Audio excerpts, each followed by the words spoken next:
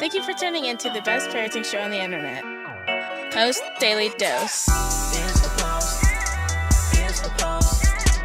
It's the Post. The Post Daily Dose. It's the Post. It's the Post. It's the Post. The Post Daily Dose. It's the Post. It's the Post. Hey, Facebook family. It's Kristi, Saul, co-founder of the Post+Institute, coming at you live today.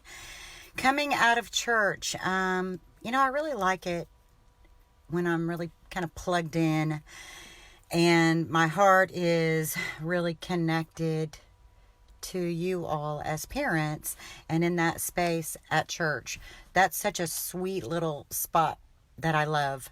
And so it's been a while since I've come at you all live after church, but 2020, new year, getting back to new things that I know have helped me grow and I hope help you grow.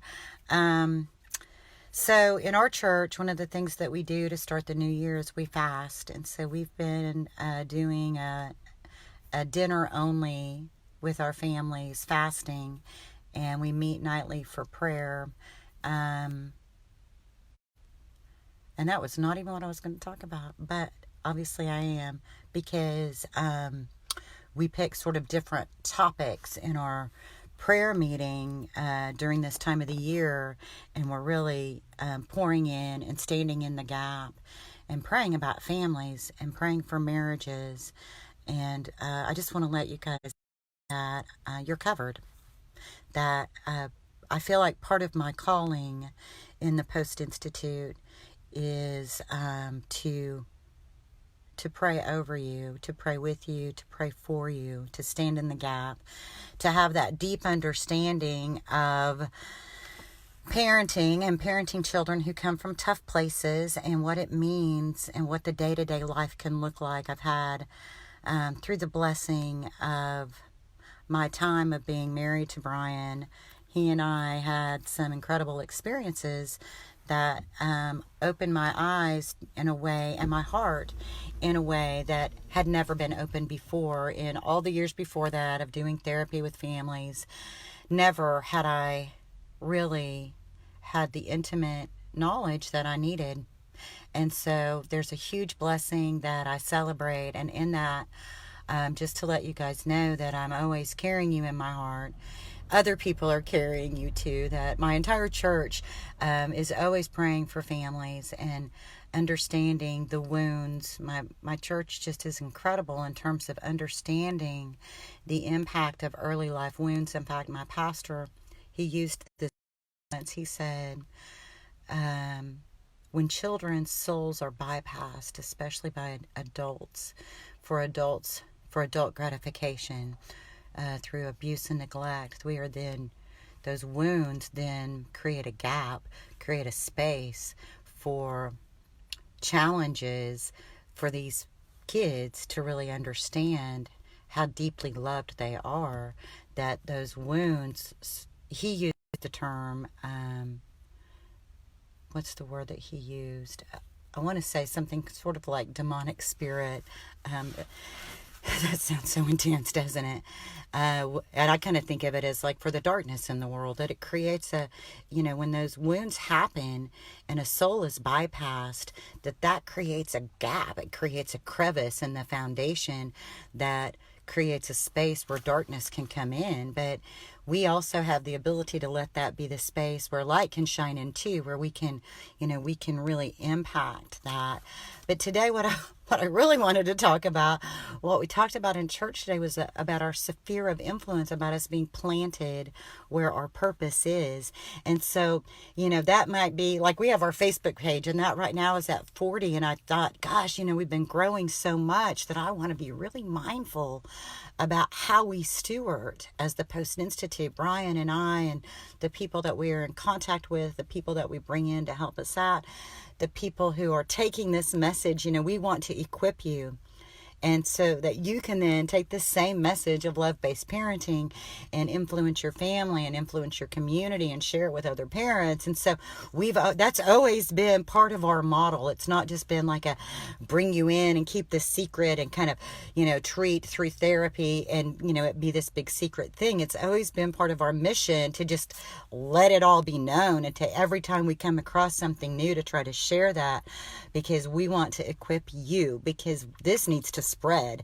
It needs to spread like wildfire, a way to parent and love our children through their difficult challenges, and even offer healing for our own wounds. And so what we were talking about in church today in regards to your circle of influence, he used the analogy of a garden, and that we weren't planted in the garden just to kick back and enjoy. We were planted in our garden so we could tend it. And sometimes we gripe a lot about those weeds. We're always like, I picked these weeds just yesterday, right? And now I'm out here picking them again. And we gripe about it. And my pastor just laughed. He's like, we're just so silly, because that's our purpose. Our purpose is to be in that garden, tending that garden. If that means that we get up and we pull the same weeds every day, then to do that with a joyous heart, to know that this is our purpose. This is why we're here. The other thing that we talked about in church today was just that reminder that,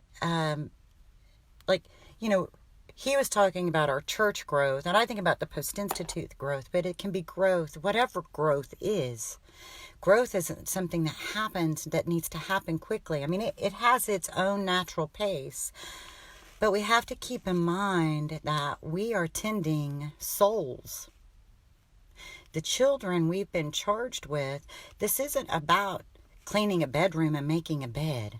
This isn't about picking up socks, doing dishes. Those are activities, right? Those are activities that demonstrate something.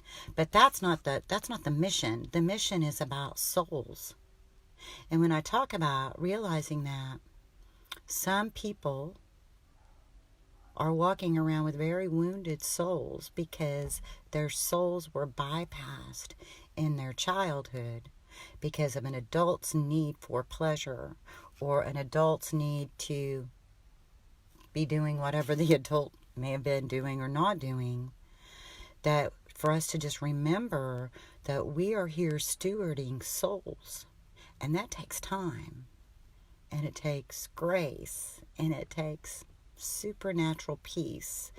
And that is why we're always talking about love, because love is the healing power.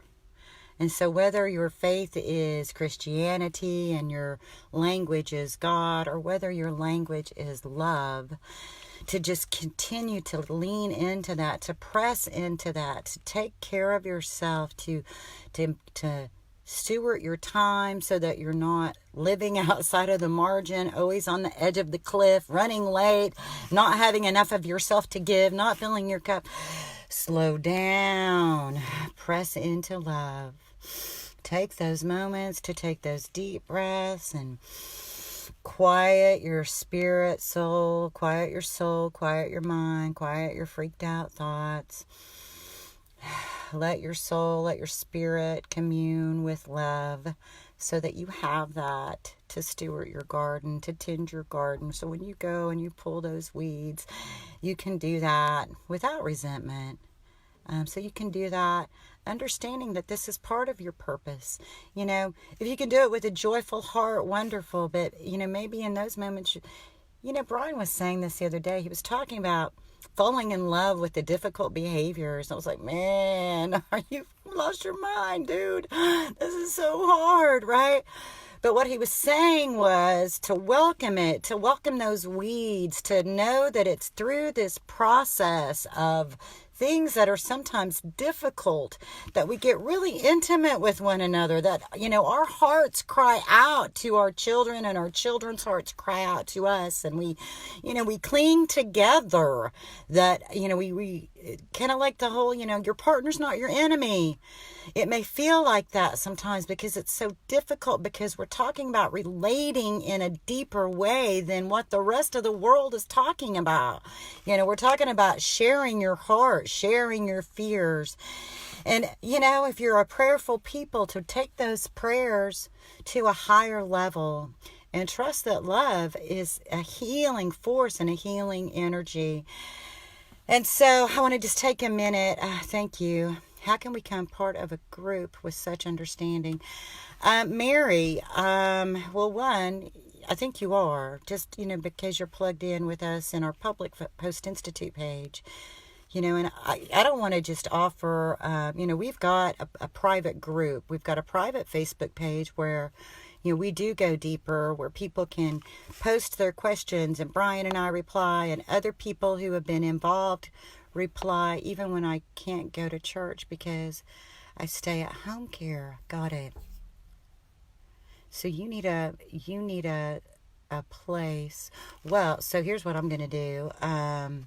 First of all, Mary, I'm gonna plug you in because my church does a lot of podcasts, and so there's a place you can listen. So I'm gonna private message you, and that may not be your fit, but I'll offer it to you, and maybe that'll be some place that you find comfort. Kristi, Saul, find me on Facebook. I'll be glad we can be friends. I have a lot of people who are my personal friends from the Post+Institute, and so you can be a part of my little friend group. That would be awesome. But then we also have a platform that's a learning platform and a sharing platform through the Post+Institute called the New Parenting Love Illusion. So I'll put a link in the comments about that. And what we have there is we've got this massive platform of education. So anytime you want, you can listen to Brian teaching about something. Most of it's him. There might be some interviews with other people. I think I might have a couple of things posted. And so there's that. But we also have a private Facebook page because, it's difficult in this very public forum, I think, to go as deep as what we sometimes need to and want to. So we need a place where we can confess our sins, right? We need a place where we can confess our vulnerabilities, our failures, our stumbles. I've had many of them. Trust me, there's been many times that I was not the parent that I wanted to be. And thank God I had an amazing partner of the time to be able to share and be vulnerable with and say, I really blew it. I blew it. I screwed up. And to be able to have a pathway where I can create repair in the relationship, and I can say to my child, I'm sorry I blew my stress all over you. We need places where we can be vulnerable and we can share at that level. Sundays is the hardest for me when I can't go to church because my daughter can't handle it emotionally or physically. I understand. My daughter doesn't go to church with me either. 16 now, so she stays home while I go to church, Mary. And so I can relate to that. She wasn't in a place age-wise for me to leave. And then she wasn't in a place, sometimes she's not in a place health-wise for me to leave either. So, Mary, I get it. My heart is with you. And I look forward to us becoming friends and other better, and maybe we can come up with ways that we can support one another deeper. So tending our garden. So welcome to my garden. Mary, come be my friend on Facebook. Kristi, Saul, find me. And you're here at the Post+Institute, and that's cool, because it really is. It's just me and Brian. We create the posts. We've got a couple of other people who add posts every now and then, which is awesome. But yeah, so you can come be friends with me, and maybe we can figure out a way together to support each other as we grow spiritually. And in that space, we can help our families grow. I feel like I just got off on a tangent, and you guys have been so graceful to sit with me while I just processed some of that. 2020. I don't know what you guys are working on in your personal goals of growth, but just know that we're growing, and growth has its own time. And as we're growing our souls, to know that sometimes that takes a little time, and we need to be graceful about it. And in our garden, we're growing souls, and we're helping children heal, and we're healing ourselves. See, that's the thing. We're all on this healing journey together. Much love to you guys. Take care.